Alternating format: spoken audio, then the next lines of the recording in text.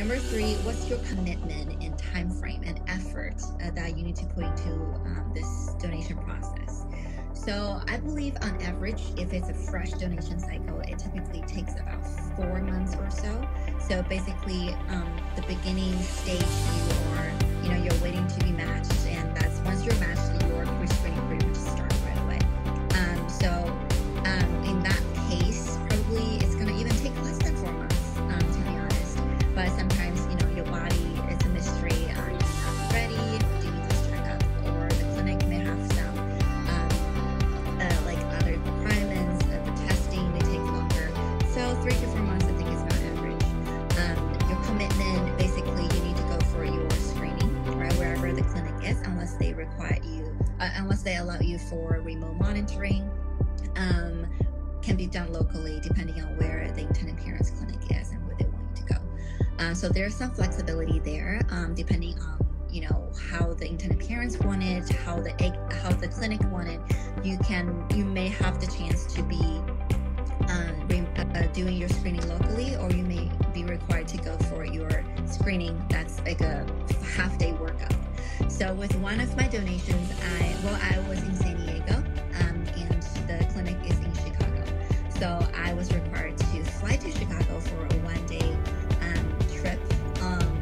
While I was there the night before, they got a hotel for me, and I went to the clinic for a full morning. Well, not even full morning, about 2 hours. Then I fly home the same day.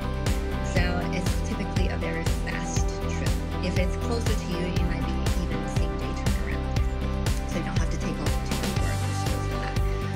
The second time when you travel is about 3 months, 4 months down the line, basically the last stretch.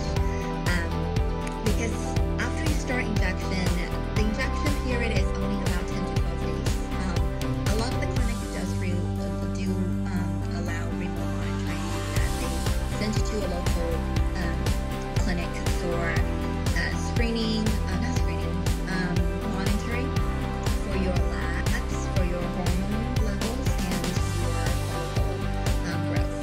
So that can be around 3 appointments until maybe day 6 or day 7 of your stimulation, and the clinic will require you to fly to wherever you need to go until the end of the.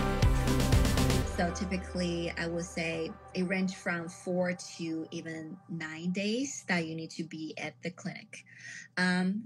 This can be a pros and cons, right? If you have more flexible schedule, it can be a great opportunity for you to travel somewhere for free.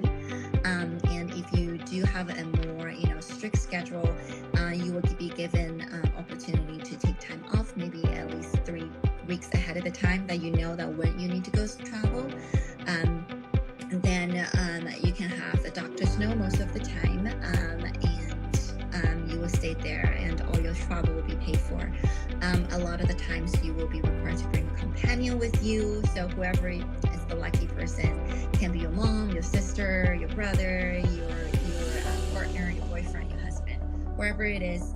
And the person will go with you.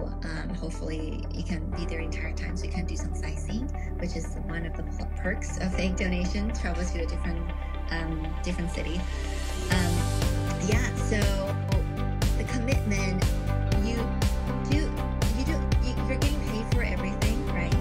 Your commitment is definitely to make sure you go to the labs on time, you go to the ultrasound on time, because a lot of times those labs are hard to miss.